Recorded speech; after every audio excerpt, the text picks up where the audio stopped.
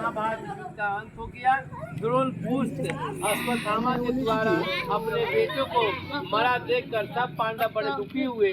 तो पुत्र के शोक से व्याकुल होकर द्रौपदी अपने सखियों के साथ ब्राह्मण श्रेष्ठ धौम के पास गई और उसने धौम से कहा कि ये भी कौन सा उपाय करने से बच्चे दीर्घायु हो सकते हैं, कृपा करके ठीक ठीक कहिए।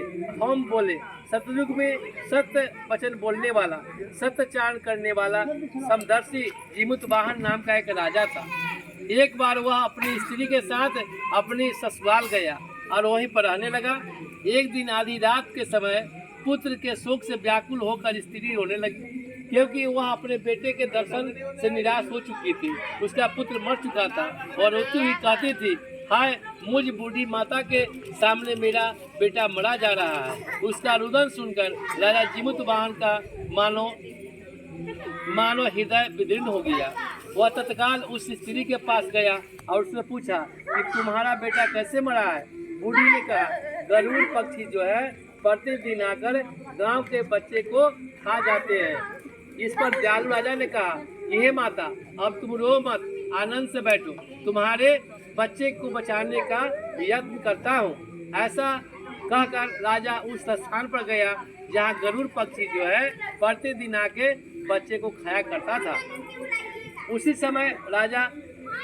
उसी समय गरुड़ भी उस राजा पर टूट पड़ा और मांस खाने लगा। जब अतिशय तेजस्वी गरुड़ ने राजा को बायां अंग खा लिया तो झटपट राजा ने अपना दाहिना अंग फेरकर गरुड़ के सामने कर दिया। यह देखकर गरुड़ जी ने कहा कि तुम कोई देवता हो, कौन हो तुम? मनुष्य तो जान नहीं पाते हो। अच्छा, अपना जन्म और कुल बताओ। पीड़ा से व्याकुल मन वाले पक्षीराज, इस तरह का प्रश्न करना व्यर्थ है। तुम अपनी इच्छा पर मेरा मांस खा। यह सुनकर गरुड़ रुक गए और बड़े आदर से राजा के जन्म और कुल के बारे में राजा ने कहा, मेरा नाम मेरा माता का नाम मेरे पिता का नाम शालिवाहन है। सूर्य वंश में मेरा जन्म हुआ है। जीमूतवाहन मेरा नाम है। राजा के दयालुता देखकर गरुड़ ने कहा, हे महाभाग, तुम्हारे मन में जो कुछ अभिलाषा है वह वर मांगो। राजा ने कहा कि हे पक्षीराज, यदि आप मुझे वर दे रहे हैं तो दीजिए कि आपने अब तक जिन प्राणियों को खाया है वे सब जीवित हो जाएं। हे स्वामी, अब से आप यहाँ पर बालकों को न खाएं। कोई ऐसा उपाय करें कि जहाँ जो बालक उत्पन्न हो वह बहुत दिनों तक जीवित रहे। तो हमने कहा कि हे पक्षीराज, गरुड़ राजा को वरदान देकर स्वयं अमृत लाने के लिए नागलोक चले गए। वहाँ से अमृत लाकर उन्होंने उन मरे मनुष्यों को हड्डी पर बरसाया। ऐसा करने से सब लोग जीवित हो गए जिनको कि पहले गरुड़ ने खाया था। राजा के त्याग और गरुड़ की कृपा से वहाँ बालों को बहुत कष्ट दूर हो गया। उस समय राजा के शरीर की शोभा दूनी हो गई। राजा के दयालुता देखकर गरुड़ ने फिर कहा कि मैं संसार के कल्याणार्थ एक और वरदान दूंगा। आज आश्विन महीना के कृष्ण पक्ष सप्तमी तिथि से रहित शुभ अष्टमी तिथि है। आज ही तुमने यहाँ के प्रजा के जीवन दान दिया है। हे वत्स, आपसे यह दिन ब्रह्म भाव को प्राप्त हुआ है। जो मूर्ति भेद से विविध नामों से विख्यात है, वही तरलोक से पूजित दुर्गा अमृत प्राप्त करने के अर्थ से जीवित पुत्रिका कहलाई है। अतः जीवित पुत्रिका की और कुश की आकृति बनाकर तुम्हारी पूजा करेंगी तो दिनों दिन उसका सौभाग्य बढ़ेगा और वंश भी बढ़ती होती रहेगी।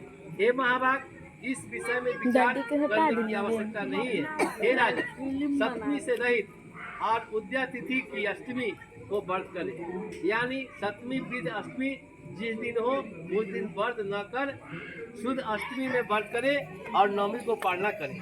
यदि इस पर ध्यान न दिया गया तो फल नष्ट हो जाता है और सौभाग्य अवश्य नष्ट हो जाते हैं। जीमूतवाहन को इस तरह का वरदान देकर गरुड़ वैकुंठ धाम चले गए और वहाँ राजा की अपनी पत्नी के साथ अपने नगर को वापस चले आए।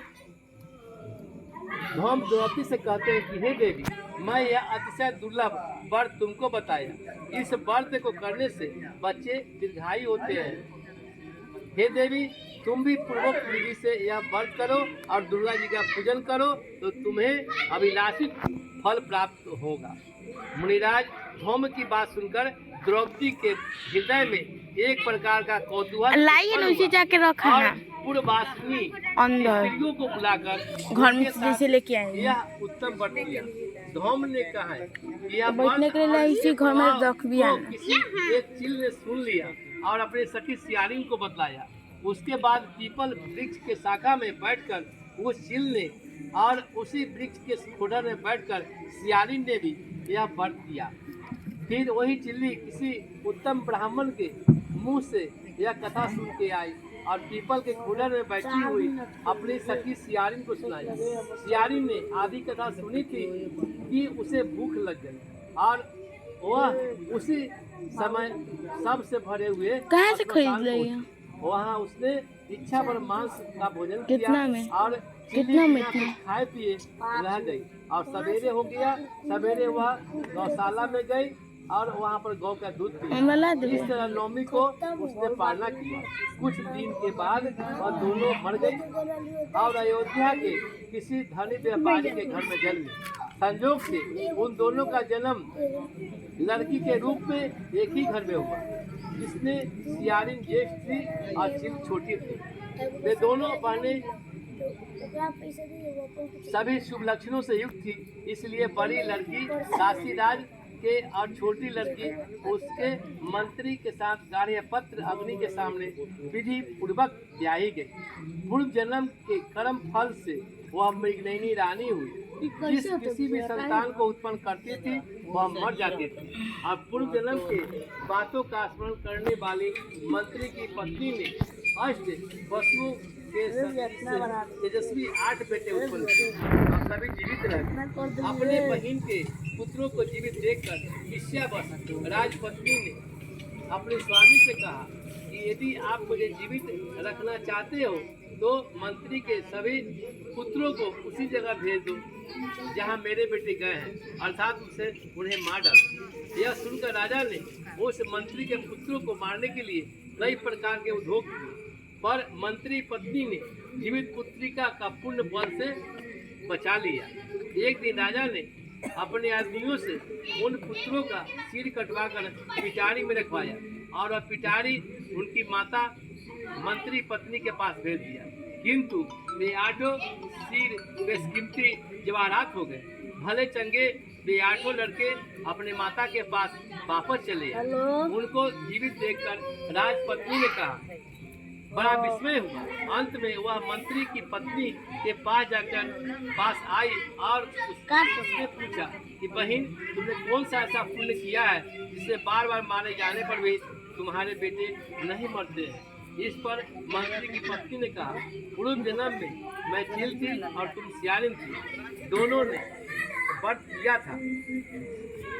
तुमने व्रत का नियमों का भली भांति पालन नहीं किया था और मैंने किया था। इसी दोष से ये बहन तुम्हारे बेटे नहीं जीते हैं। हे राजरानी, अब भी तुम उस जीवित पुत्रिका का व्रत को निष्ठा पूर्वक करो और कथा सुनो, तुम्हारे बेटे दीर्घायु होंगे।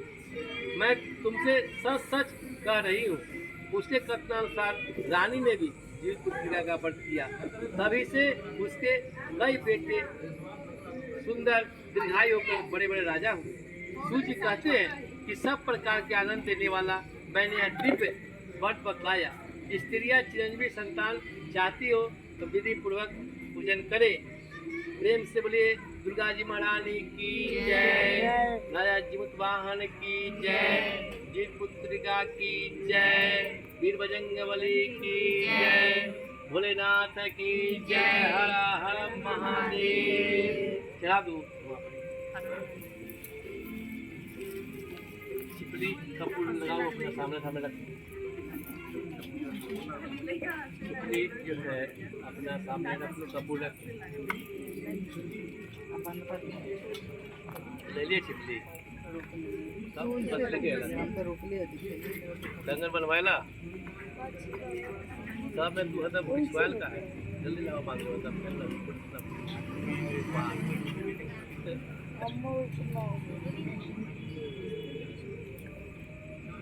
सब बताओ बगल के आदमी के ट्रेन छूट जाता है ठीक होता है लेट काहे होता है 6 बजे